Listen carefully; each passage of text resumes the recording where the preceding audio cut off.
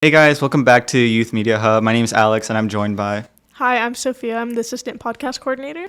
Hi, I'm Camila, and I am one of the editors.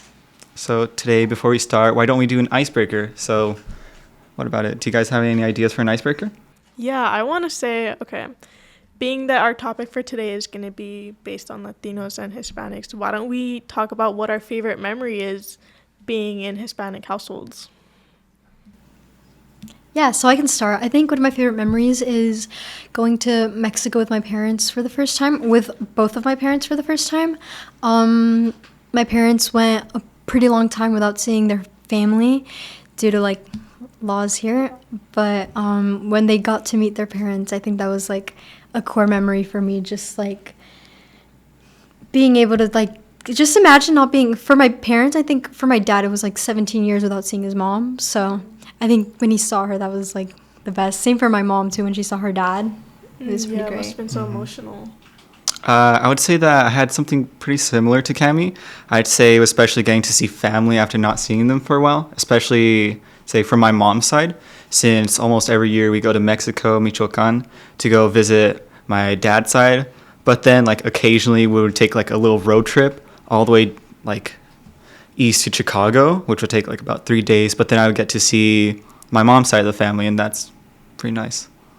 Me, unfortunately, I haven't been able to actually travel to Mexico just because all of my family is pretty much established here in America, and not just going to Mexico, but just traveling anywhere is pretty costly, especially since, I have a single mother, and then that means you have to pay for traveling. So my core memory has more to do with the stereotype of Mexicans throwing big parties. Mm-hmm. For me, I was always raised around these big parties, and I was always the kid who was falling asleep in random rooms or falling asleep on chairs, and I still actually do that. So I'll find a chair and I'll lay down and I sleep, and I feel like it's really funny because that's trained how I'm able to fall asleep literally anywhere in any position because of that. So that has always been my favorite memory because it's just so nostalgic and just funny to think about how I was the kid falling asleep in some random person's bed. That's so cute. The random baby. The little random baby, the random family member you'd have there just in your room when you're trying to go in your room and then you just see a baby in there. So to transition from that, I'd say that speaking about family, it's been getting kind of difficult to really go out and see your family, especially since the recent things that have been going on with the increased pressure from ICE or other services or programs, and it's been really a struggle for your say your parents or older family members because they could just get they're more susceptible to things like that. Yeah, because immigration's been such, obviously it's been something that's been in our country for as long as we can think of, but recently it's gotten so much light shed on it because it is such a serious issue now, considering how much of our population is actually Hispanic. Yes. I feel like it's also just something we need to have in our back of our minds that the place where we currently live was we're all here because of immigrants. We all started from somewhere else, be it except for the Native Americans, but still, there was this place is just a huge mixing area or mixing ground for a bunch of different cultures and stuff.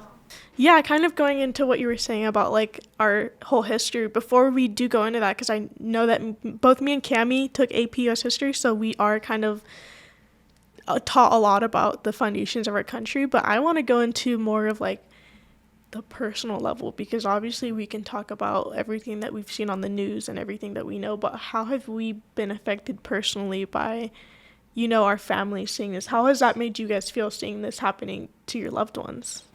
I feel like you're kind of scared because you're not really sure what's going to happen. You as a high school student, you could argue that you were born and raised here, but what about your parents? Not everyone comes from here, and others may have fought for a chance like this. So it's just frightening knowing that there's a chance that you might never see them again because they're taken away. Yeah. Well, me personally, I know like I have family members that are pretty spread out within the states. But I mean, the closest to me is my grandma.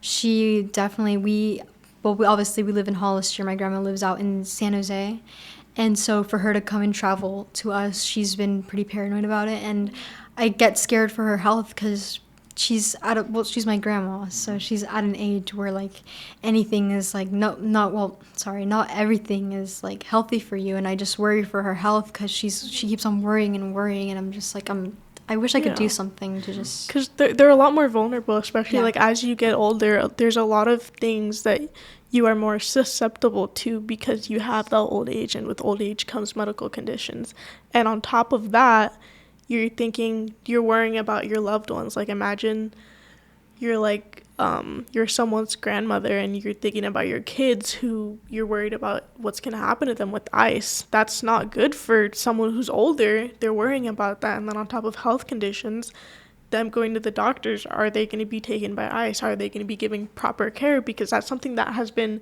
overlooked a lot, is giving these people who are being targeted, giving them basic human rights to be treated as humans and not as these like aliens, and being treated as like, oh, look at all these like ants that are in our country, how are we going to get rid of them, but we don't care how we do it, you know? So that's, for me, it's something that's really scary because you know that they're not being really treated like, let's say, like a white male American would be treated with this, they wouldn't be treated with the same respect. So it's kind of terrifying thing about, okay, well, how are my family members going to be treated if something happens to them? Yeah, I feel like, especially circling back to what you said, Cami, about having like a grandparent who lives farther away than the rest of their family, I feel like it's kind of important to kind of have this community, like not only with your family, but with also people that you surround yourself with. I feel like if you have a stronger connection with those, there's a greater chance that you guys will be able to protect each other because you're looking out. Yeah. I mean, not just like family members, it's also friends. Like you don't know like their parents or what their situation is, how they got here. So it's like you just want to look out for them. Yeah. But that is something that I've definitely like loved being part of, like the podcast, is that Youth Alliance is something that is Latino based. So this is a community, like you mentioned, for the people, for our family members. It's not only Youth Alliance, like there are many more organizations that are geared towards offering support systems so that it's not terrifying when you're in your house and you're looking at the news and you're overthinking and you're just getting scared and you're alone. There are organizations who support these people so that they don't feel alone.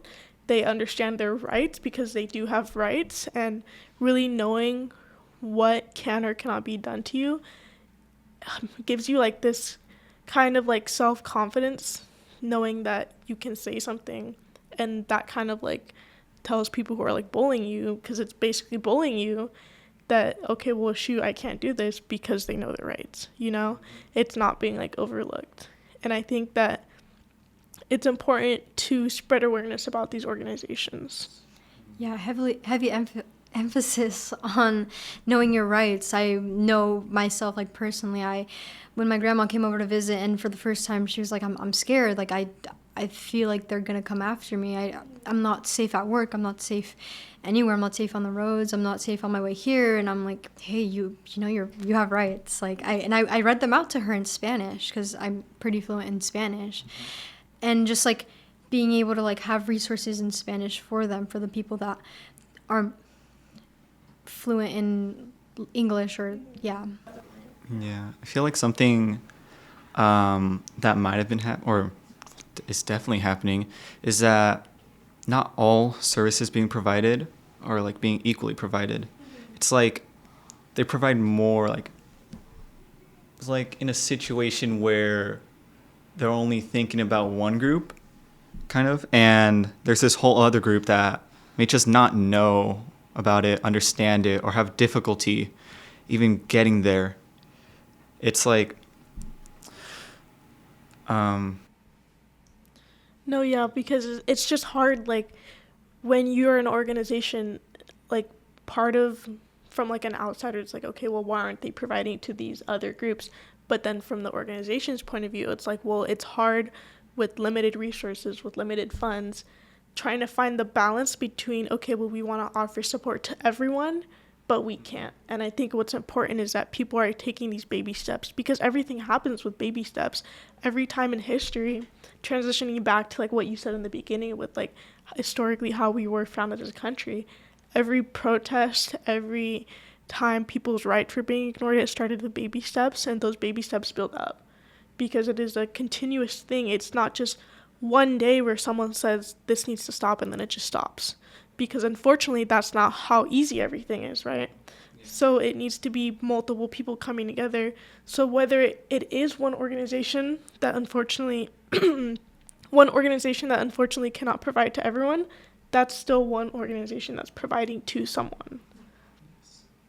And kind of like, do you want to give us a little more context of what you were saying, like with how our country was founded with immigrants, and kind of like what you were... Well, I feel like it's just always important, like an important reminder to know that if you believe you're from this country, there's a good chance you're not. Just saying that. It's because everyone here just comes from different backgrounds, let's say from Europe traveling over here. There's also a bunch of just like slaves, I know, from like Africa or other southern countries being brought here. But then it's also important to know that with time, all these people have been given an equal chance, equal opportunity. So why should that stop now? We've always been a place with multiple types of ethnicities, backgrounds, and it's for a good reason.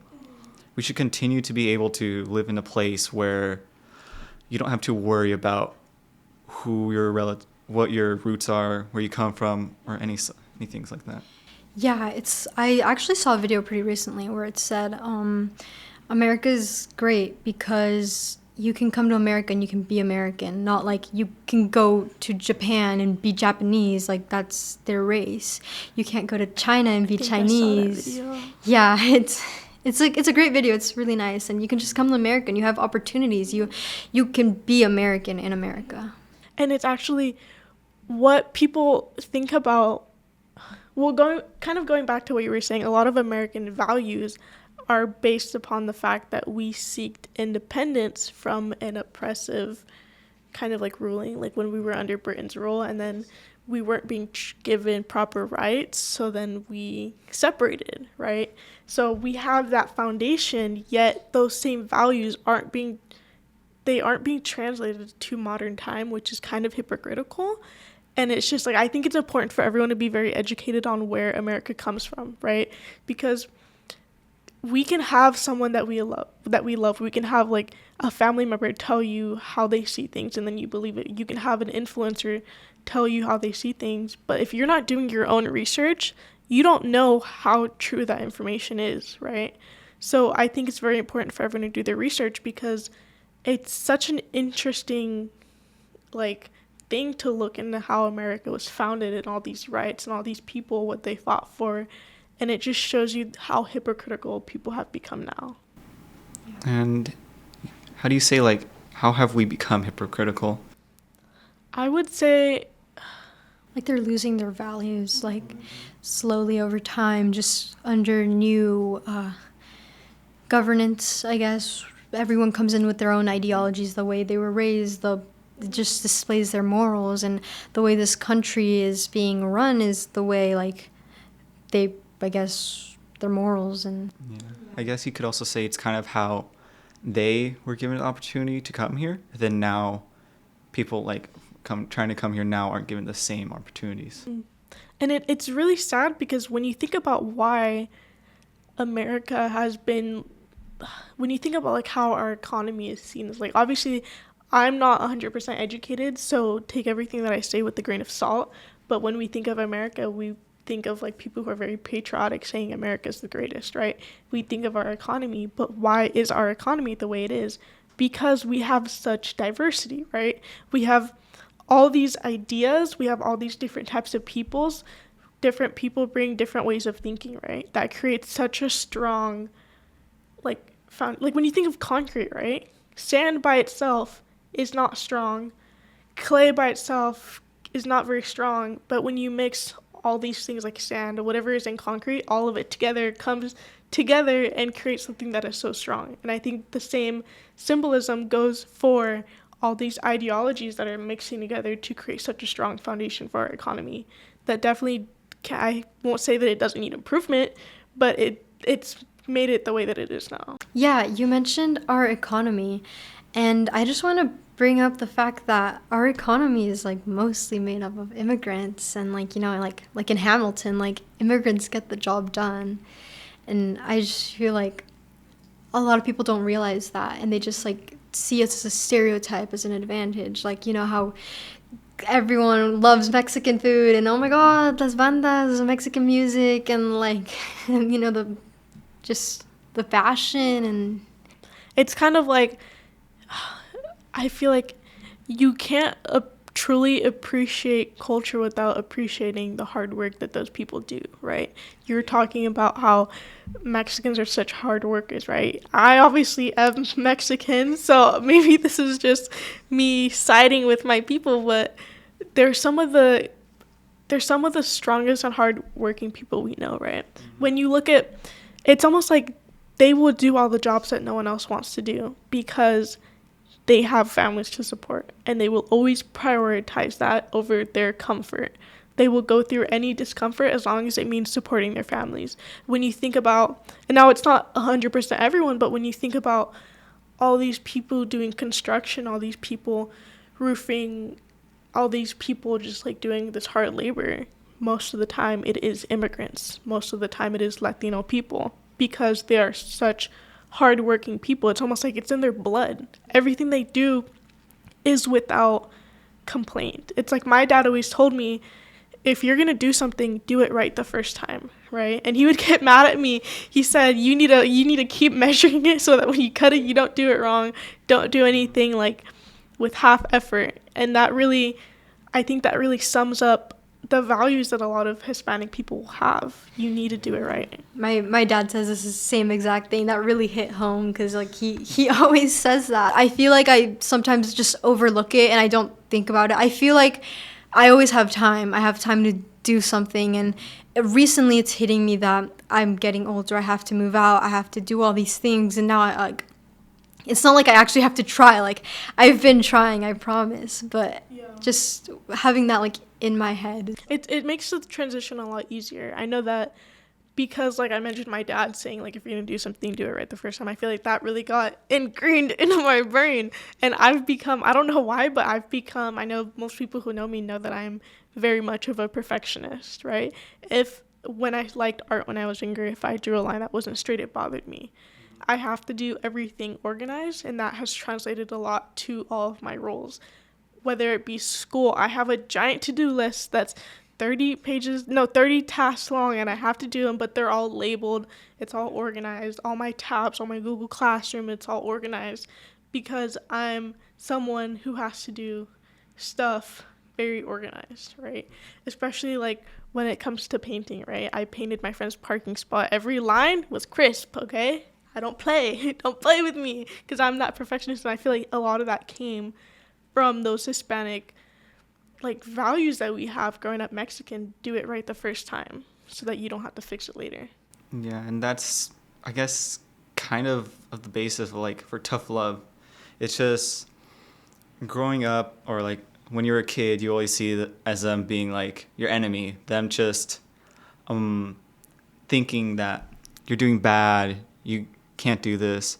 But growing up, it's more so like realizing they're trying to push you, trying to make it so you're trying your hardest, you're trying your best, and they want you to know that you can reach that, even if it seems just impossible. They want you to know that you can make it. Yeah. Mm-hmm. Especially, I mean, with their situations or just their experiences. I feel like, I don't know about your parents, but my dad, he had to cross the border to get here, and it was very difficult. It was pretty traumatic. I assume it's traumatic for him. I've heard stories from him, and they're just, I can't believe someone would ever go through that. It's always like you hear the stories, and it's just like, that's insane. I'm so lucky to be here. And then you realize that like someone so close to you went through that, and it's like, wow, like Yeah. I really am incredibly Yeah. lucky to be here. I really empathize Definitely. with that because I know that both my parents crossed the border, but my mom works. She used to tell me that they would have like money left over and they would go to Burger King and buy 3 chicken sandwiches, and that would make them really happy. And then I was like, oh, I felt so sad because I'm the youngest, so I've been grateful enough that my parents have worked through that kind of slump of coming here and needing a job. Now my mom is one of she's worked at that company for very long, and she makes a pretty good income for being a single mom now. My dad has become a manager at his position at his job, so seeing them be the hardworking people I know that their hard work has paid off, and it's nice hearing them talk about the stories that they went through from crossing the border to now seeing them be able to enjoy the fruit of their labor. Yeah, I can definitely relate to that because both my parents have also crossed the border, and I know I'm part of the generation where they're going through it right now. It's definitely been an experience because I know with ICE, immigration, as well as just trying to find a stable living, I know that eventually when I grow up and leave the house, that I really do want to help them like build or not build, but like buy a house, finally be able to have a place that they could call their own. And that's all because of what they've been able to do for me. The fact that they were able to cross the border and get here in the first place is really something that just sits in the back of my mind. Yeah, I think it's really beautiful that we're all able to come together and kind of like empathize with each other because we all went through similar processes. And I know that everyone who's watching this, you can follow our YouTube, you can follow our Instagrams, our social medias, so that you can find all the resources because these are tough times that we all have to go through, but you have to remember that you're not alone, and that makes the process a lot easier and a lot less scary. So thank you so much for tuning in on today's episode, and thank you.